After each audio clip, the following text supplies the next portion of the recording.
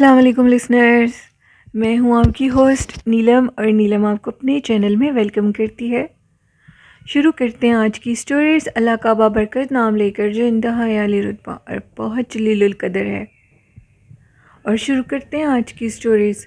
Listeners, آج کی جو پہلی خوفناک کہانی ہے، یہ کافی ڈیفرنٹ سٹوری ہے، جو کہ میرے ایک لسنر ہیں وقار احمد، انہوں نے شیئر کی ہے کراچی سے۔ وقار کہتے ہیں آج ایک سٹوری آپ کے ساتھ شیئر کرنا چاہتا ہوں۔ سٹوری میرے اپنے چھوٹے بھائی کی زندگی کا ایک واقعہ ہے۔ بہت سے لوگوں نے واقعات سنے ہوں گے، بہت سے خوفناک واقعات بھی سنے ہوں گے، چڑیلوں کے، آفتوں کے، ڈائنوں کے قصے، لیکن ایک قصہ، ایک ایسی آفت کا میں آپ سے بیان کرنے لگا ہوں جس نے میرے بھائی کی زندگی برباد کر دی اور اس کو موت کے منہ میں دھکیل دیا۔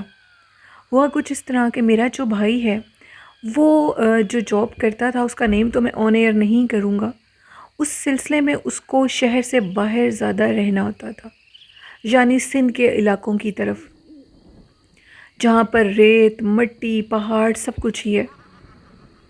ادھر اس کا جو اس کو گھر ملا تھا کمپنی کی طرف سے، وہ بیسیکلی وہ کمپنی کراچی کے اندر تھی، لیکن ان کے جو کہ آگے بھی ان کے وہ تھے کام کرنے کی جو جگہیں تھیں، بس ہمیں کافی لوگوں نے منع کیا کہ اپنے بھائی کو اس جاب کے لیے مت بھیجیں، کیونکہ اکثر لوگ ان جگہوں پر جنات کا شکار ہو جاتے ہیں۔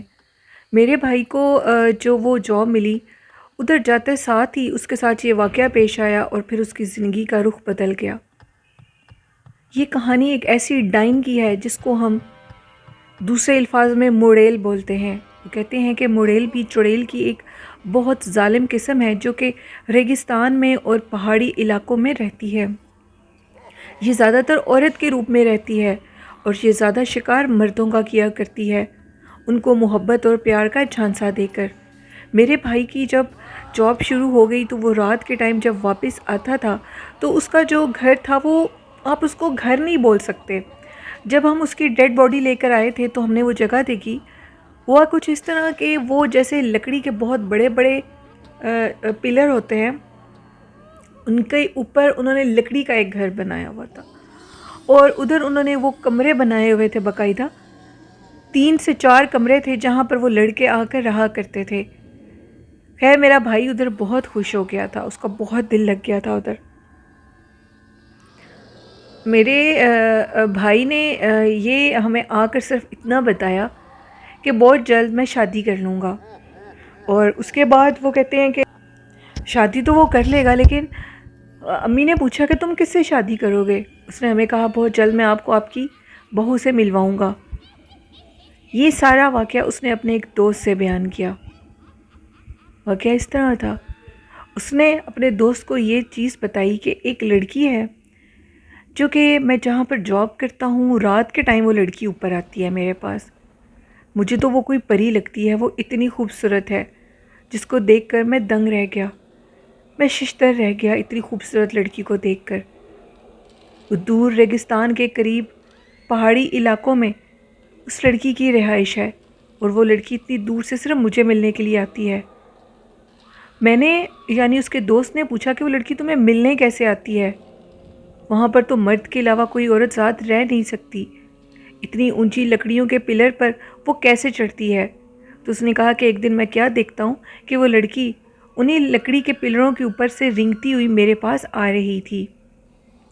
میں اسے دیکھ کر ڈر گیا، آخر کوئی عورت ذات، کوئی انسان اس طرح نہیں چل سکتا، تو یہ تم کیسے آ رہی تھی؟ تو اس نے کہا کہ تمہیں پریشان ہونے کی ضرورت نہیں ہے، وہ ایک پری ہے اور وہ مجھ پہ عاشق ہو چکی ہے اور مجھ سے شادی کرنا چاہتی ہے۔ اس پری نے مجھے یہ کہا ہے کہ میں تمہارے ساتھ انسانی روپ میں ہی رہوں گی اور تمہاری دنیا میں ہی رہوں گی۔ وہ جو بھی آفت ہے، وہ جو بھی چیز تھی، وہ خیر اس لڑکی کے اوپر عاشق ہو گئی، اور وہ لڑکا بھی اس کے اوپر عاشق ہو گیا اس کے حسن کو دیکھ کر۔ اصل میں وہ کوئی پری نہیں تھی، وہ ایک جنات کی، ایک چڑیل کی قسم تھی، موڑیل، جو کہ انتہائی ظالم ہے، جو کہ مردوں کا شکار کیا کرتی ہے۔ خیر وہ اسی طرح روز آتی اور اس سے ملتی۔ اب اس نے اس سے شادی کر لی، اور شادی کر کے وہ اس لڑکے کو واپس نہیں آنے دیتی تھی۔ جیسے جیسے وقت گزرتا جا رہا تھا، وقار کہتے ہیں کہ بھائی کبھی کبھار آیا کرتے تھے اور وہ حد سے زیادہ کمزور ہو چکا تھا۔ اس کی شکل، اس کی آنکھیں، اس کا سارا جسم ویسا نہیں رہا تھا جیسا وہ تھا۔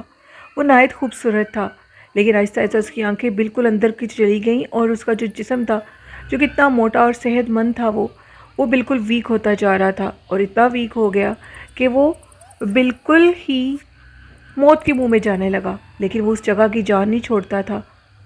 ہمیں اس کے ایک دوست نے بتایا کہ آپ کا بیٹا کسی غلط چیز میں پھنس چکا ہے، اس کو بچا لیں۔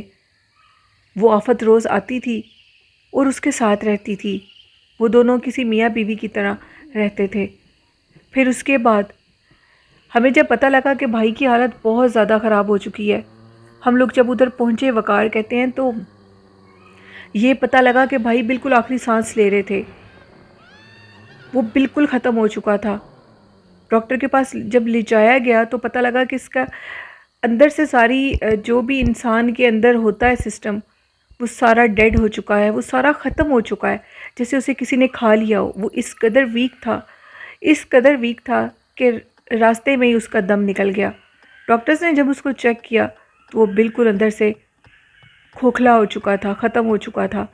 اس کے دوست نے بتایا کہ وہ عورت انہی پہاڑی علاقوں کی طرف سے آتی تھی اور رینگتی ہوئی اس کے پاس چلی جاتی تھی اوپر۔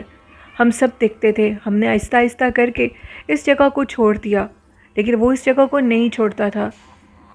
ایک دفعہ ایک بہت بدصورت عورت، جس کی بالکل پاؤں ٹیڑھے تھے اور ٹانگیں بھی ٹیڑھی تھیں، اس کا چہرہ انتہائی خوفناک تھا، جو کہ اوپر سے رینگتے ہوئے اس درخت کے نما ڈنڈوں والی جو چھال تھی، وہ ادھر سے نیچے اترتے ہوئے وہ نیچے کی طرف آئی اور رینگتی ہوئی اسی ریگستان میں جا کر غائب ہو گئی۔ کچھ لوگوں نے یہ بھی دیکھا کہ اس ریگستان میں سفید لباس میں ایک عورت پھرتی ہے، اور جیسے ہی اس کا چہرہ دیکھا جاتا ہے تو وہ کالی سیاہ ہو جاتی ہے، ایک خوفناک بلا بن جاتی ہے۔ بہت سے راہگیروں کی بھی جان اس نے لی ہے۔ بہت سے لوگ جو کہ اس جاب کے سلسلے میں ادھر آتے تھے، ان کی وہ جان لے لیتی تھی، کیونکہ ان کے اوپر وہ عاشق ہو جاتی تھی اور اس کے بعد ان کی جان لے لیتی تھی۔ اس آفت کو آج تک کوئی پکڑ نہیں سکا۔ پھر ہم نے پتہ کروایا کہ ہمارے بھائی کو آخر ہوا کیا تھا پوری طرح، تو پتہ لگا کہ ایک آفت موڑیل نامی چڑیل ہے، جو کہ بھائی کے اوپر عاشق ہو چکی تھی، اور اس کا عاشق ہونا صرف اس کی جان لینا تھا، جو کہ اس نے لے لی۔ وہ پہاڑی علاقوں میں رہتی ہیں اور پہاڑی علاقوں میں سارا دن پھرتی ہیں۔ جب کسی مرد کو دیکھتی ہیں تو وہ ایک لڑکی کے روپ میں آ جاتی ہیں اور اس کے بعد ان کے اوپر عاشق ہو جاتی ہیں اور پھر ان کی جان لے لیتی ہیں۔ یہ ایک سٹوری تھی وقار کی، جو انہوں نے میرے ساتھ کراچی سے شیئر کی۔ بہت شکریہ وقار اپنی سٹوری شیئر کرنے کے لیے۔ بڑھتے ہیں آج کی دوسری خوفناک کہانی کی طرف۔ یہ کہانی شیئر کی ہے میرے ساتھ رومیسا نے فیصل آباد سے۔ رومیسا کہتی ہیں، ایک خوفناک واقعہ پیش کرنا چاہتی ہوں۔ واقعہ کچھ اس طرح ہے کہ فیصل آباد کی میں رہائشی ہوں، اور میں آپ کو پہلے بتا چکی ہوں کہ میں یونیورسٹی گوئنگ ہوں۔ تو یونیورسٹی سے واپسی پر 2 سال پہلے کی گرمیوں کی بات ہے، میرے ساتھ ایک خوفناک واقعہ پیش آیا۔ میں نے ایک بہت بدصورت شخص کو دیکھا، جو کہ نہایت قداور تھا۔ میرے دیکھتے دیکھتے وہ سائیکل چلا رہا تھا اور وہ میری طرف ہی آ رہا تھا، یعنی اس کی نظریں میری طرف ہی تھی، لیکن وہ روڈ پر جا رہا تھا۔ میرے دیکھتے دیکھتے سائیکل چلاتے چلاتے اس شخص کا قد انتہائی قداور ہو گیا، اور اس نے جو لباس پہنا تھا وہ اس طرح لگتا تھا کہ جیسے وہ لنگی باندھی ہوئی تھی اور گلے میں اس نے کچھ بھی نہیں پہنا ہوا تھا، اور اس کا چہرہ نہایت خوفناک تھا۔ اس کے سر پہ بالکل بال نہیں تھے، اس کے آئی برو بھی نہیں تھے۔ مجھے دیکھتے دیکھتے جیسے وہ قداور ہوا تو اس کی سائیکل غائب ہو گئی اور وہ بالکل چلتا ہوا میرے قریب آ گیا۔ گرمیوں کی شدید دوپہر تھی، کوئی بھی نہیں تھا۔ اس دن میرا وین والا بہت لیٹ ہو گیا اور میں نے گھر کال کی تو ابو اور بھائی بھی گھر پہ نہیں تھے۔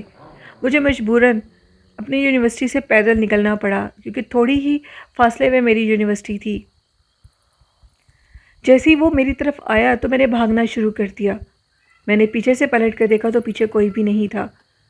جیسے ہی میں گھر آئی، آ کر میں نے کپڑے چینج کیے، میری حالت بہت خراب تھی، مجھے شدید فیور ہو چکا تھا، تو میں سو گئی۔ میں نے کھانا بھی نہیں کھایا۔ امی نے مجھے جگایا مغرب کی اذانوں کے ٹائم پر، تو میں اٹھی اور اپنے صحن میں جا کر بیٹھ گئی تو اچانک سے کیا دیکھتی ہوں، ایک نہایت عجیب و غریب قسم کا پرندہ ہم لوگوں کے صحن میں آ کر بیٹھا، عجیب و غریب آواز میں بول رہا تھا، جس کی آواز آج تک میں نے کبھی سنی نہیں ہے۔ میری امی بھی اس آواز سے ڈر گئیں اور کہنے لگیں کہ رمیسا دیکھو یہ کس چیز کی آواز ہے۔ تو امی اور میں نے دیکھا وہی پرندہ بول رہا تھا۔ اس کو دیکھ کر میری آنکھوں سے موٹے موٹے آنسو نکلنے لگے اور میری آنکھیں ایک جگہ ہی اسے ٹک ٹکی باندھے دیکھی جا رہی تھیں۔ امی مجھے بلا رہی تھیں لیکن میں امی کی کسی بات کا جواب نہیں دے پا رہی تھی۔ میں اس پرندے کی طرف مسلسل دیکھی جا رہی تھی۔ امی نے مجھے کافی جھنجھوڑا، مجھے کچھ ہوش نہیں تھی۔ امی کے جھنجھوڑنے پر میں پیچھے جا گری چارپائی پہ۔ امی کہتی ہیں امی نے فوراً ابو کو کال کی اور وہ مجھے اٹھا کر مولوی صاحب کے پاس لے گئے۔ مولوی صاحب نے جیسے ہی مجھے دیکھا تو انہوں نے کہا کہ خوفناک جن جو کہ بچی کو دیکھ کر اس کو ڈرا رہا ہے اور اس کے گھر تک پیچھے آ گیا ہے، آپ کو اس کے گلے میں ایک تعویذ پہنانا ہوگا۔ امی نے میرے گلے میں وہ تعویذ ڈلوا دیا اور پھر اس کے بعد میں رات کو کیا خواب دیکھتی ہوں کہ وہ جو جن میں نے دیکھا تھا، قریب میں ایک بہت بڑا گندے پانی کا گٹر ہے اور وہ جن اسی گٹر کے اندر سے باہر نکلا ہے اور وہ بالکل میری طرف دوڑ کر آ رہا ہے خواب میں، اور اس کو دیکھ کر خوف سے میری آنکھ کھل گئی اور میری چیخیں نکلنے لگیں۔ امی نے مجھے کہا بتاؤ رمیسا تمہیں کیا ہوا ہے؟ میں نے امی کو بتایا کہ امی میری طبیعت بہت زیادہ خراب ہو رہی ہے، ایک بہت خوفناک شکل کا جن جو کہ گٹر سے باہر نکلا ہے اور چلتے چلتے میرے تک آ گیا ہے۔ اس کے بعد رمیسا کہتی ہیں کافی عرصہ دم درود کروایا تو پھر جا کر کہیں میری جان اس چیز سے بچ گئی۔ تو میں آپ لوگوں کو یہ میسیج دینا چاہتی ہوں کہ گرمیوں کی دوپہریں بہت خطرناک ہوتی ہیں، جنات اس ٹائم پر آزاد ہوتے ہیں، تو آپ لوگ بھی پلیز اس چیز کا خیال رکھا کریں۔ بالکل اکیلے دوپہروں میں باہر لڑکیاں مت نکلیں، لڑکے بھی مت نکلیں، نہ اکیلے چھتوں میں جائیں اور نہ ہی لانس میں جائیں اور نہ ہی باہر اکیلے دوپہر کے ٹائم سنسان سڑکوں سے گزریں، ایسی چیزوں کا کچھ پتہ نہیں ہوتا۔ یہ ایک سٹوری تھی رمیسا کی جنہوں نے فیصل آباد سے شیئر کی۔ بہت شکریہ رمیسا۔ تو لسنرز یہ تھی آج کی خوفناک کہانیاں۔ آپ لوگوں کو کیسی لگیں اپنا فیڈ بیک مجھے ضرور دیجیے گا۔ آپ بھی خوفناک سٹوریز شیئر کر سکتے ہیں ڈسکرپشن باکس میں میرے ای میل آئی ڈی اور فیس بک آئی ڈی پر، اور کمنٹ باکس میں بھی۔ جس طرح آپ میرے چینل کو سپورٹ کریں اسی طرح میرے چینل کو سپورٹ کرتے رہیں۔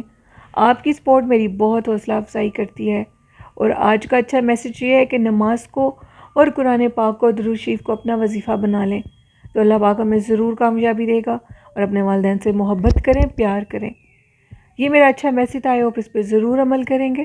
اور اسی کے ساتھ اپنی ہوسٹ نیلم یاسین کو اجازت دیجیے، دعاؤں میں یاد رکھیے گا۔ اللہ حافظ۔